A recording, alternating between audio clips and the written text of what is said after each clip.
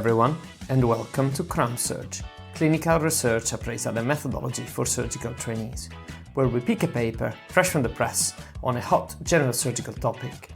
We review it for you, we present it for you, we critique its methodology for you, and provide top-of-the-field expert opinion and teaching on research appraisal and methodology. My name is Gio Perin, and together with Professor Sababala Subramanian and Maria Digby, we bring you CRAMsurg from the wonderful region of the Yorkshire and the Humber.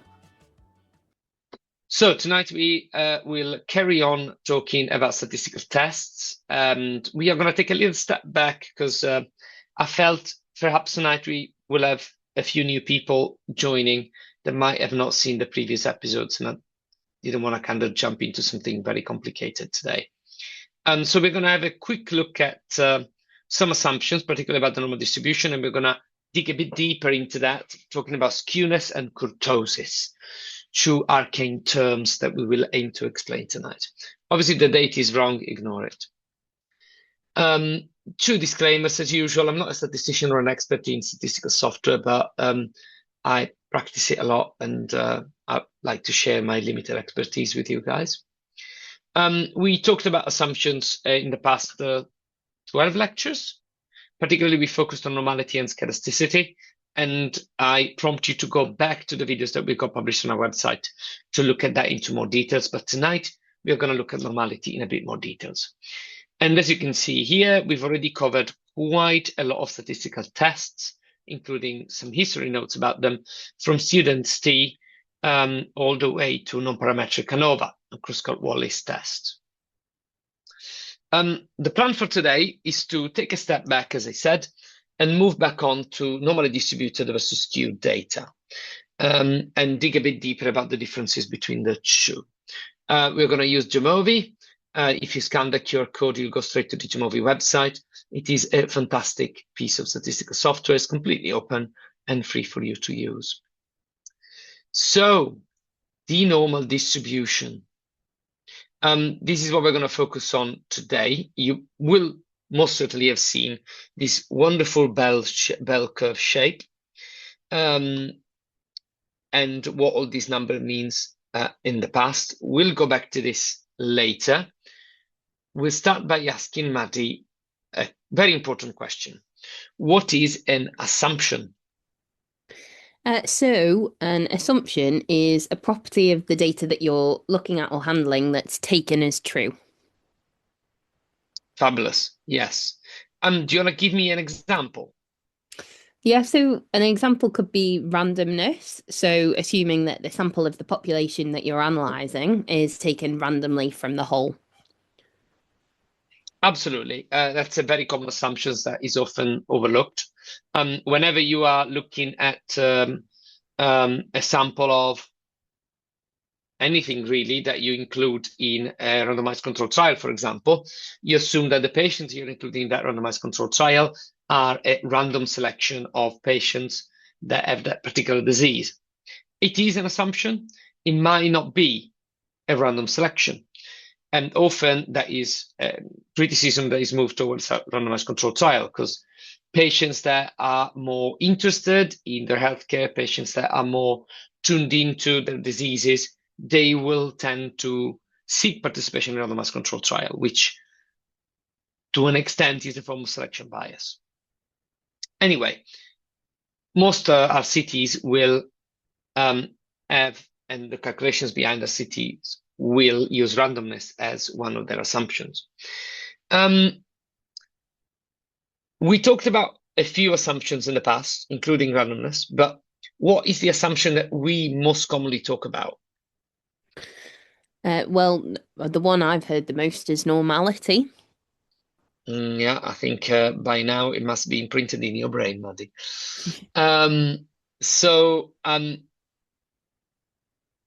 If you're talking about normality, then we're talking about the normal distribution, which is what we just looked at. What is a normal distribution? Well, if you go back to that slide, you can see it's a distribution where the mean, median, and the mode are the same, and then the data is equally distributed to the right and the left of them. Yes, absolutely. And you can see how if you take the standard deviation and you go -1, +1, you'll have 68% of the data in between. -2, +2, 95% of the data. And then -3, +3, 99.7% of the data. And that's why vast majority of papers, when they present you data, they will present you a mean ±2 standard deviations. If that makes sense. Now, we have reviewed what a normal distribution is. So why is it important to know if your data is normally distributed or not? Well, as we've been learning, Gio, because this determines what type of statistical tests you can run on it. So parametric tests for normally distributed data, and then non-parametric tests for non-normally distributed data. So you need it to run the rest of your stats. Absolutely. And if you go back to the plan, you will quite obviously notice a split. Continuous data, normally distributed, skewed, aka non-normally distributed. And the tests that you run here are very different. So it is important to know. You're absolutely right.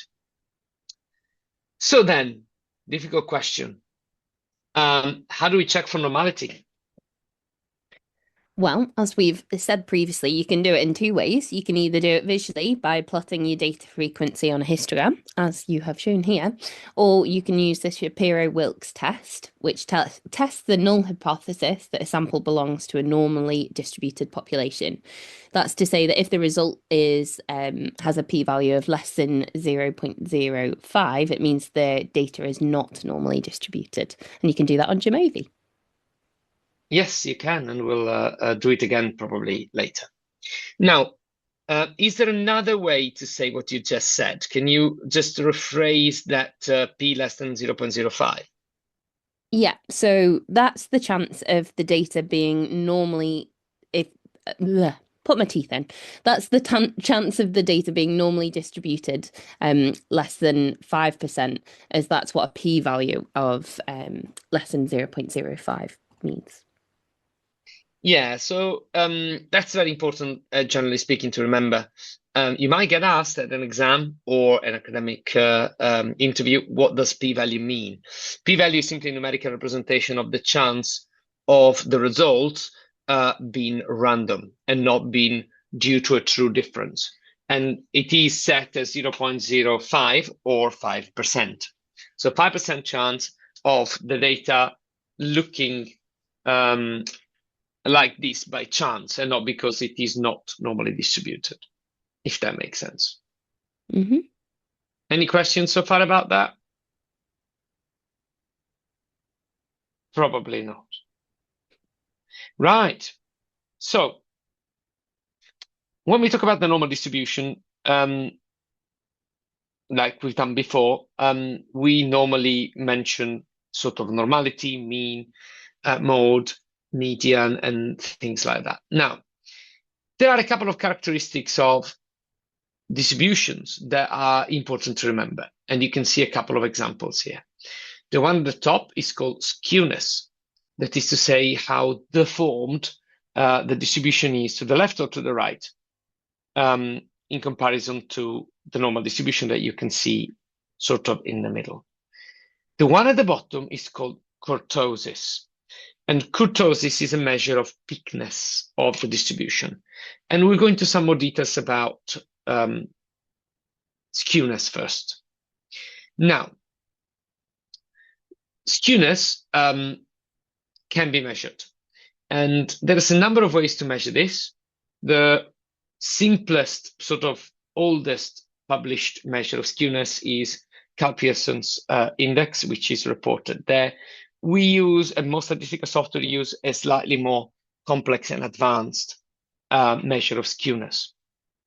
Now, it is important to remember one thing, that the skewed distribution is not normal, because obviously it's not a traditional bell-shaped distribution. However, like most things in life, normality does not live in a 0 or 1 state. but it lives in a spectrum. So there is a degree of skewness that it is accepted as being near normal. And normally, between -2 and +2, it is accepted as somewhere where you can run a parametric test anyway, even if the data is slightly skewed. Because at the end of the day, the vast majority of the data that you'll be analyzing is a sample. And it can be as large as you like, but it might not be large enough to be exactly normal. So it is an acceptable margin. It is not universally recognized. Some texts talk about -3 and +3. Some texts talk about -1, +1. So there isn't an absolute consensus. But -2 to +2 is what I most commonly found as being considered acceptable skewness to still consider your data reasonably normal. Positive skewness means skewness to the right. Negative skewness means skewness to the left, which is the example you can see on the other side. Positive skewness means that your mean is bigger than your median, because outliers to the right side of the curve affect your mean much more than they do the median. And that's why we use median when the data is not normally distributed and not mean, because the median is more reliable, if that makes sense. That's it for skewness. I'm not going to bore you anymore. We'll move on to kurtosis. Now, as we said, kurtosis is a measure of peaks. But what do peaks represent? Well, ultimately, the peakness of a distribution is an indirect measure, well, is a very direct measure actually, of how many outliers are present in a said distribution. And if the normal distribution is the one in the middle, you can see a distribution with negative kurtosis that's got a much flatter look, less central values, and more outliers.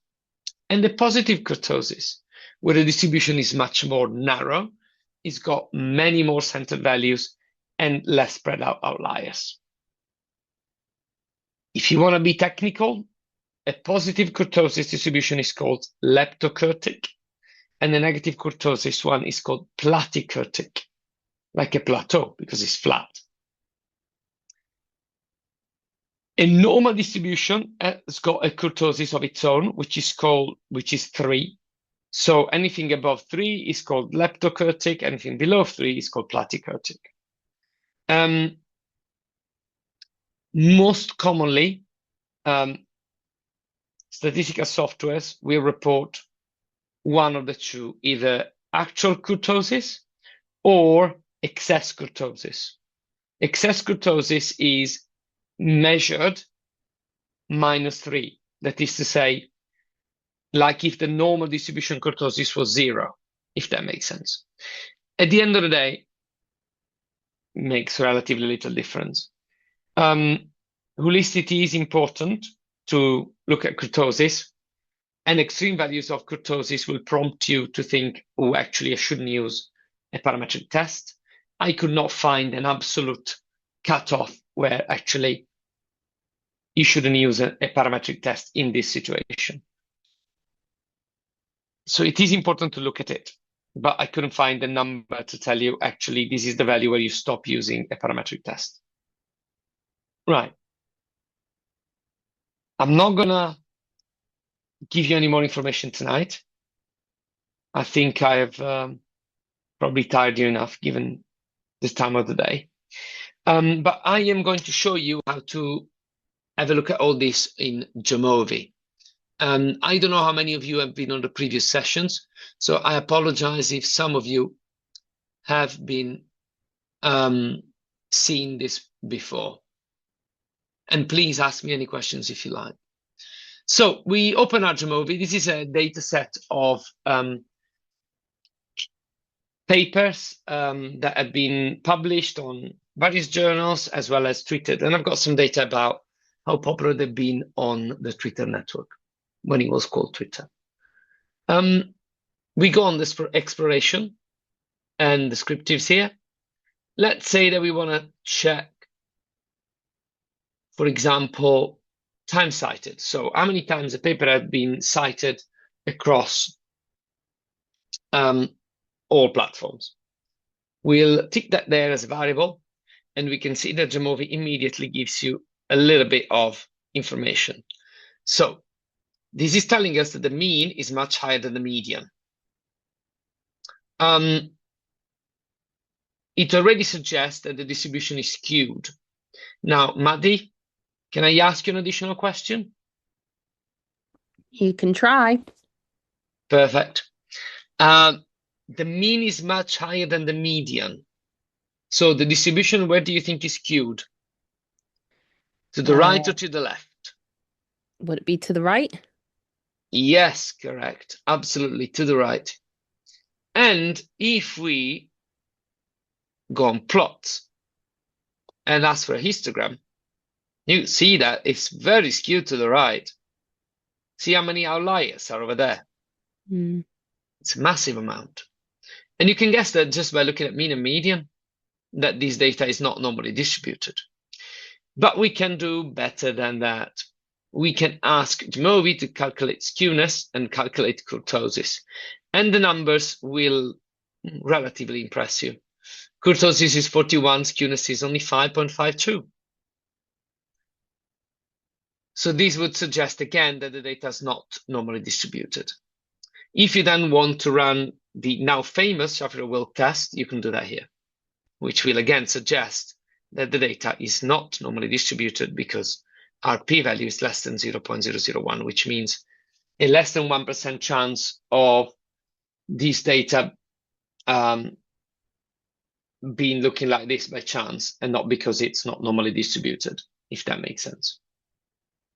Jamovi does way more for you. You can get mode, you can get percentiles, quartiles, you can get box plots, which again will show you how abnormally distributed the data is. If you're interested about box plots, look at our previous video from a month ago when it is available for you to watch, because I don't think I've edited it already. Give you a more extreme example. Jamovi is very smart. All I need to do is just do that, and it will redo the same for everything, including giving me retweets just here. So you can see how kurtosis for retweets is massive, and skewness is also very high. And if you look at the way the histogram looks like, it is even more to the right than time cited. And so does the box plot. I think that's all I wanted to show you for tonight. So I will not bore you any further. I'm going to stop sharing. And I am going to stop recording as well.